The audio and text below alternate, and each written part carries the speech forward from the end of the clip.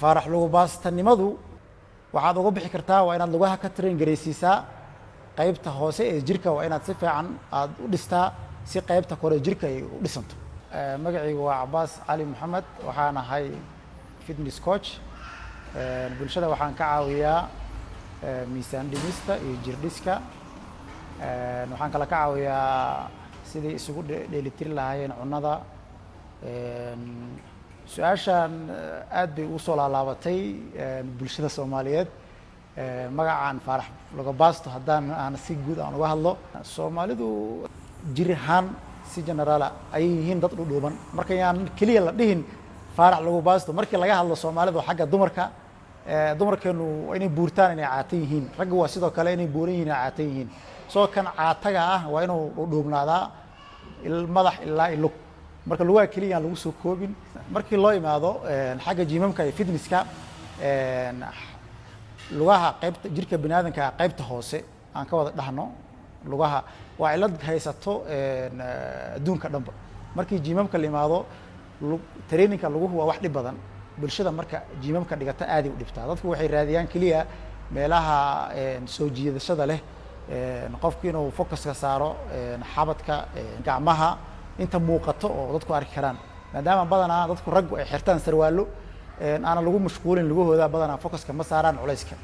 taas ayaa keentay cilada qofka waxaa la rabaa inuu la macaamilo jirkiisa sidoo qaybta kore ula macaamilo inuu qaybta hoose ula macaamilo ayaa laga rabaa si jirkiisa uu noqdo jir balance leh luguhu marka waxay leeyihiin traino badan mashiino badan qalab badan oo loo isticmaalo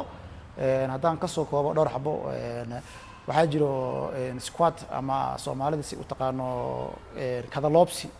haddaan fasiro Soomaali ahaan waxaa jiro leg press machine la riixaya jirto mashiino badan jirto loogu talagalay qofka inuu lugihiisa ku dhiso laakiin ciladu kama jirto xagga qalab la'aan ama inaan la haysan training lagu dhiso waxay ka jirtaa xagga bulshada oo og inuu luguhu shaqo badan ama adag ay tahay in la dhiso faarax lagu baastinimadu horta markii la fiirsho dadku Soomaalidu waa hal jinsi dumarka way saameynaysaa lugu baastinimadu hadii la yiraahdo sababtoo ah dadku waa hal family ama hal genetic ka wada yimaadeen Soomaalidu marka hadii wiilka ilmaha isla dhashay wiilkii uu faarax lagu baasto noqdo xariimada ayada sidoo kale waxa waaye wax difference ma ka duunaanayso marka family genetic ahaan ayaa jiraayo oo ah family kasta haday wada dhuuban yihiin family-ku haday buurbuuran yihiin waa wada buuran yihiin marka ragga buuran badanaa ma noqdaan dad lagu dhuuban laakiin badanaa waxaa lagu xantaa dadka caatada ah marka gabadha caatada ruuxadeedu ma noqoto naag ayadana ka lug weyn ragga xagga cunnada markii loo imaado anaka cunno ahaan Soomaalidu waxaan nahay bulshada ugu cunnada xun caalamka ayaan nahay sababtoo ah waxaan cunnaa hal soos oo cunno ah oo la yiraahdo carbohydrate cunnooyinka tamarta kaliya laga helo marka qofka bini'aadanka waxaa la rabaa inuu cunnooyinka isku dheelitiro si uu caafimaadkiisa iyo jirkiisaba ay isku dheelitirnaadaan Soomaalidu marka waxay cunaan waa cunnooyinka sida bariiska baastada burka oo cunnooyin carbohydrate ah oo qofka nafaqadii loogu talagalay jirka uu rabay aan siinaynin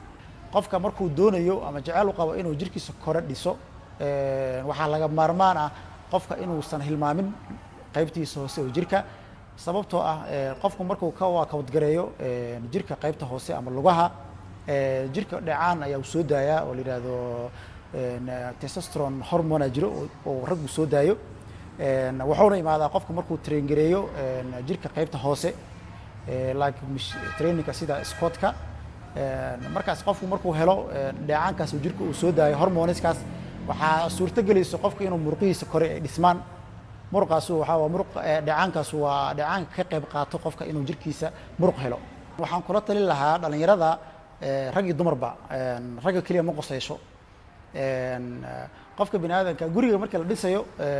tiirarka ayaa loo hormariyaa asaaska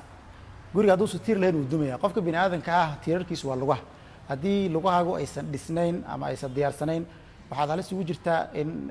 jirkaagu xilli uusan qaadi waayo jirkaaga qaybta kore marka qofka inuu gym aada qasab maaha laakiin waa inuu isku dayaa maalintiisa inuu sameeyo workout waa inuu socod fiican suubiyaa waa inuu gurigiisa ama area-diisa ku sameeyaa exercise kasta oo loogu talagalay lugaha waa inuu cunnadiisa wanaajiyaa cunnadu waxaa la yiraahdaa waa 80% qofka aalamiitadiisa ama workoutkiisa